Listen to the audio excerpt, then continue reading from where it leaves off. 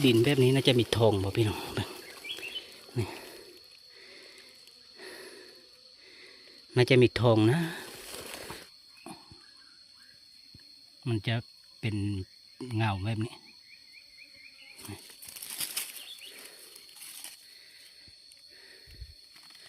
เป็นกระไนแกนแดงพี่น้อง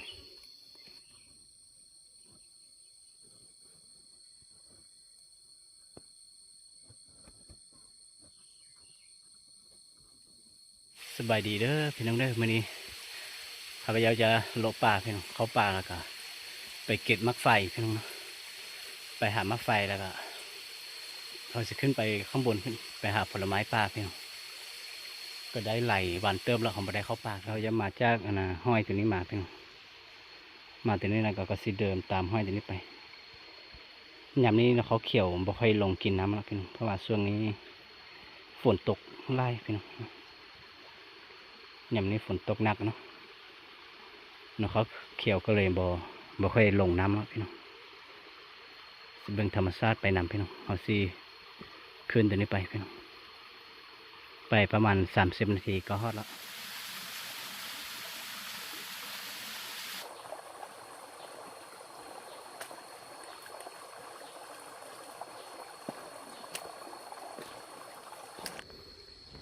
พี่น้องเศษไม้แบบนี้จะเป็นกระรอกแก้มแดงกินพี่น้องมันจะมากินแบบนี้มันกินแบบนี้เนาะเศษไม้ตัวนี้มันจะมีพวกปวดแล้วว่าเป็นเศษไม้ที่มันมากินพี่น้องตัวนี้กระรอกแก้มแดงกินสุดๆเลยพี่น้องแล้วก็ไก่ปลาก็กินคือกันเนาะแต่ตัวนี้มันบ่ค่อยกินปานใดทางเดินจะมาทางนี้มาพี่น้อง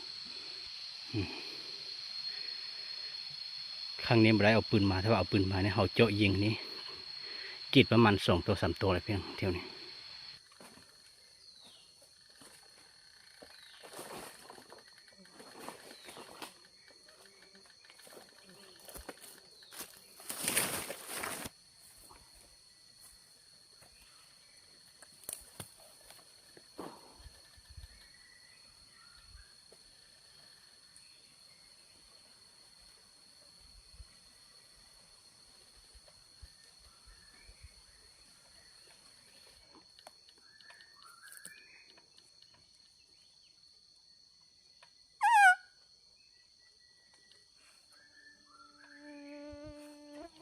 ใบไม้ตัวนี้มันอ่อนพอดเป่าแบบนี้ถ้ามีแกงจะมากมีเต็มใบอ่อนๆนะถ้าเป็นใบมันแข็งนิดนึงแล้วเวลาเขาเป่าแล้วมันจะดังกว่าตัวนี้พี่น้องลองใส่ตัวนี้ไปตัวนี้มันจะแข็งแล้วมันจะนะเวลาเขาเป่าเนี่ยเขาจะเอาแบบนี้เป็นแบบนี้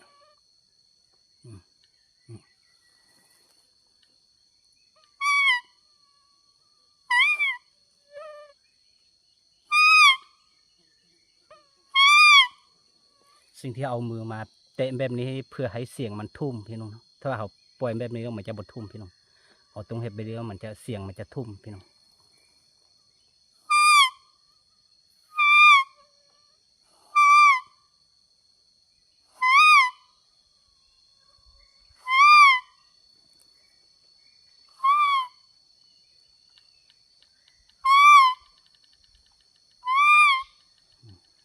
ปล่อยแบบนี้ถ้าว่ามีแกงจะมาพี่น้อง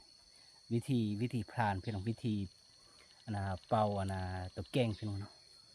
ถือว่าสุดยอดถ้าว่ามีแกงแล้วแกงจะมาพี่น้องถ้าว่าแกงนี่ถ้าว่าเป็นแกง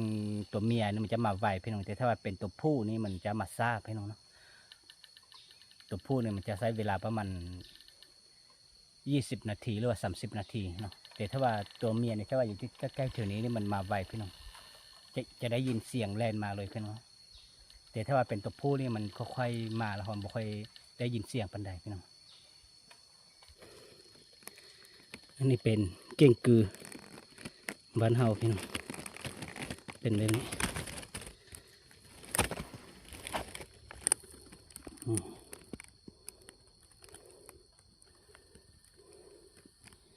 ลักษณะขาเยอะพี่น้อง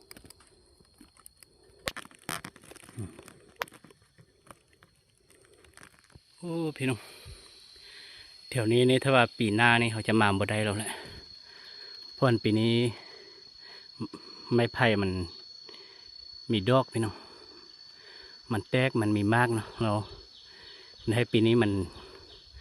ไม้ไผ่ที่มันมีดอกแล้วมันจะตายแล้วพี่น้องตัวแก่ตัวนี้ที่มีดอกไผ่แล้วมันจะตายแล้วแก่นของมันจะตกพื้นดินเนาะ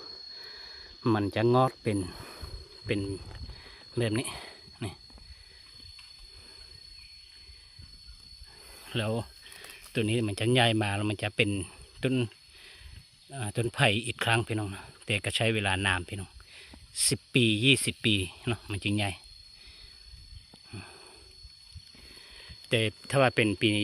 ปีหน้าเนี่ยเขาจะมาบ่ได้แล้วพื้นที่นี้พี่น้องเต็นหมด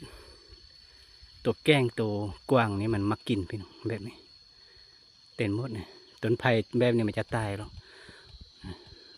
มันจะตายแล้วมันจะเน่าไปแล้วต้นที่มันมีดอกพี่น้องมันจะตายแล้วถ้าว่ามันแก่แล้วมันจะตายแล้วปีต่อไปแล้วต้นกล้าของดอกไผ่เนี่ยมันจะขึ้นมันจะใหญ่พี่น้องเอาสิเดินฝั่งนี้ไปพี่น้องมาถึงแล้วเตมันยังบ่ทันสุกเถอะ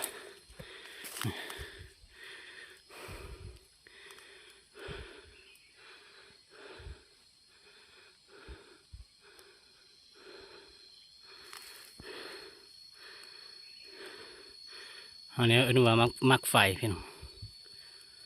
ยังบดทันสุกพี่น้อง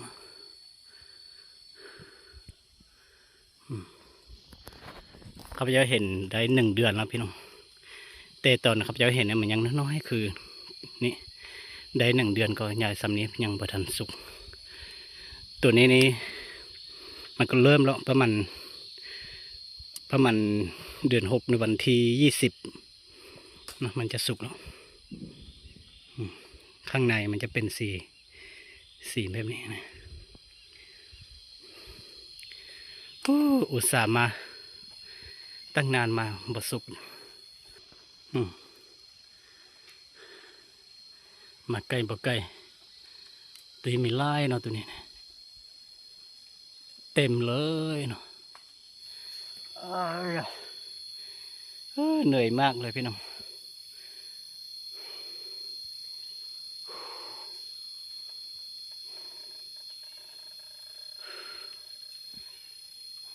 มีต้นหนึ่งอยู่พี่น้องแต่ว่าตัวนี้บะสุกอยู่พุ่นกับบะสุกกันคิดว่ามันจะสุกแล้วเพราะว่ามาได้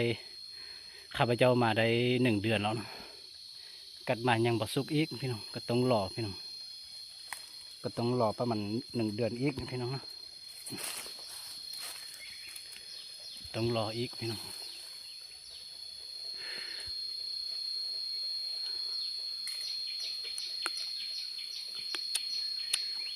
ส้มสิเอาตัวนี้จำแจวกินพี่น้องถ้าว่ากิน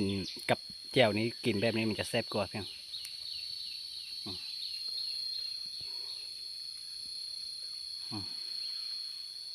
สุดยอดเลย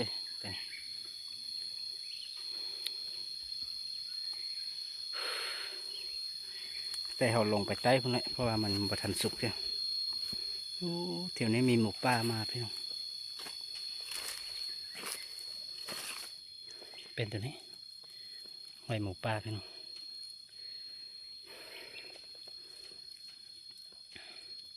ยังใหม่ๆเลยพี่น้องตัวนี้จะเป็นหอยหมูป่าเนาะแถวนี้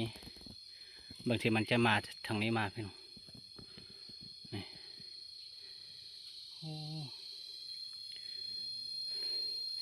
เพราะว่าเที่ยวนี้พี่น้องเที่ยวนี้มันถ้าว่าเขานั่งเฝ้านี่จะนั่งเฝ้าแบบนี้พี่น้องพื้นที่แบบนี้เนาะมันจะเวลามันมาแล้วมันจะมาหมูป่าแล้วพวกเก่งมันจะมาตามห้อยแบบนี้พี่น้องแล้วต้นต้นมักไฟจะเป็นตัวนี้พี่น้อง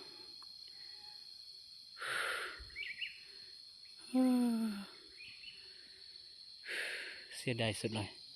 เขาก็ต้องลงจากนะห้อยตัวนี้ไปแหละลงจากห้อยตัวนี้ไปเวลาขึ้นมาเขาจะขึ้น30หรือว่า1 ชั่วโมงพี่น้องแต่เวลาลงเนี่ยมันจะใช้เวลาน้อยแล้ว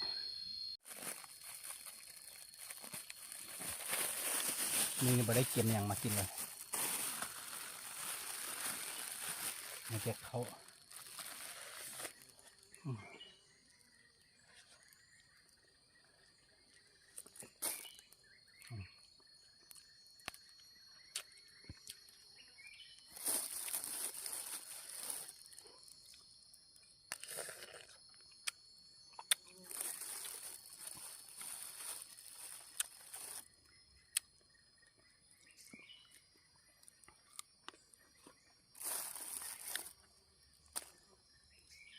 เอาดินเอาเผ็ด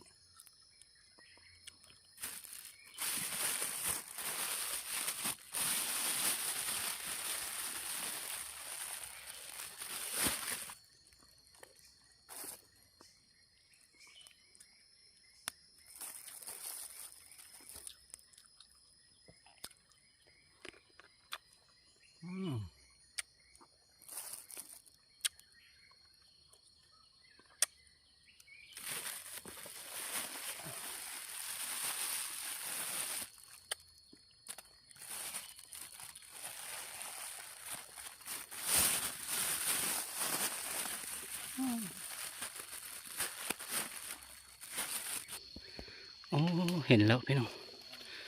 มันกินมะเดื่อพี่น้องป้า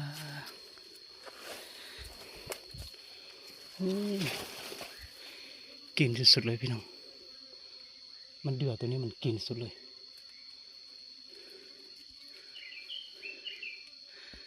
ตัวนี้เห็กซูมใส่ยิงนะหน้าไม้ก็ได้แล้วตัวนี้เนาะมันกินเลยโอ้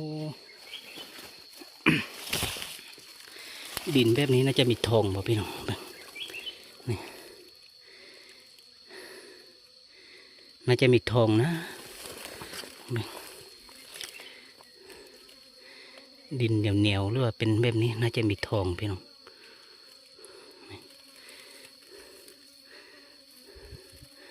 สังเกตเบิ่งก้อนดินอยู่นี่มันเป็นสีเหลืองน้ำซึมๆแบบนี้น่าจะมีทอง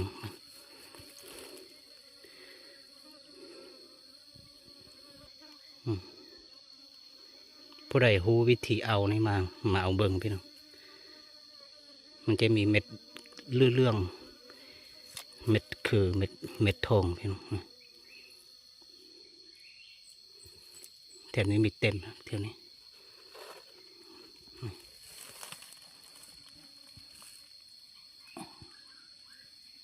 มันจะเป็นเงาแบบนี้น่าจะมีทองพี่น้องปลากินสุดเลยพี่น้อง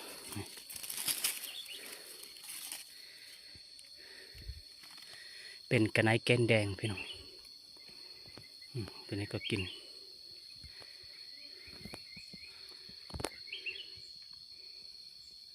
ถ้าว่ายิงในเฮกซุมอยู่นี่แล้ว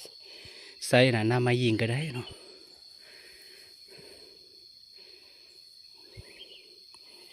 วันอาทิตย์วันจันทร์วันอังคารข้าพเจ้ามาลงยิงบึ้งพี่น้อง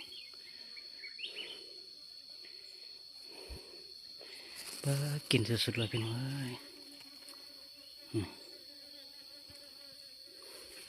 หน่วยนี้ยังบัดทันกินเถอะข้างล่างนี่ก็กินคือกัน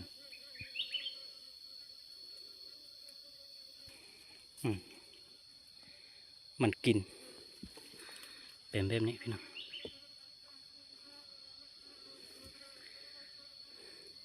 ตัวนี้จะเป็นกระไนแก้มแดงกินพี่น้องอยู่ใกล้ๆนี่ถ้าว่าเห็ดซุ่มนี่ก็เห็ดอยู่ใกล้ๆทั้งยิงนะพี่น้องข้าพเจ้าสิตัดใบไม้น้อยหนึ่งมาใส่บนนี้เพื่อถ้าว่าวันหน้าเขามายิงเนี่ยเขาจะได้ยิงพี่น้องจึงมันจึงบยันนะพี่น้อง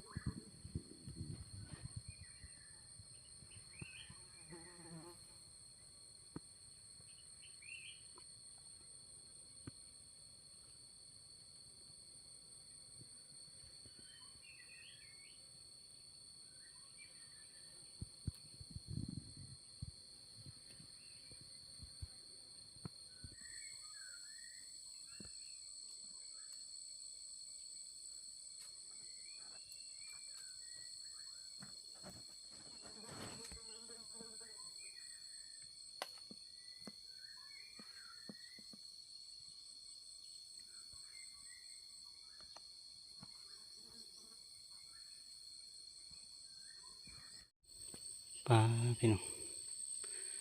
มันมากินตัวนี้พี่น้องเข้าไปจนหนังนี้ส่งเบิ่งมากินส่งโตพี่น้องกินส่งโตเนาะส่งโตแต่เขาบ่ได้เอาปืนมาบ่ได้ยิงพี่น้องเขาหน้ากันเขาสิเอาหน้าไม้มายิงพี่น้องเนาะปลากินสุดๆเลยพี่น้องเว้ยหน่อยนี้ยังบ่ทันกินแต่ตัวนี้กินแล้วไปสีลงใต้พุ่นละ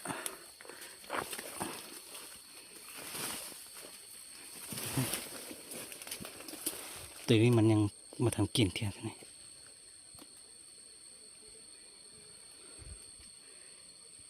กินสุดๆเลยพี่น้องประมาณ10 ไปโตแล้วพี่น้องนี่แต่เดี๋ยวนี้ยังมาทำมือแล้วมันยังทำมาแต่ส่งตัวพี่น้อง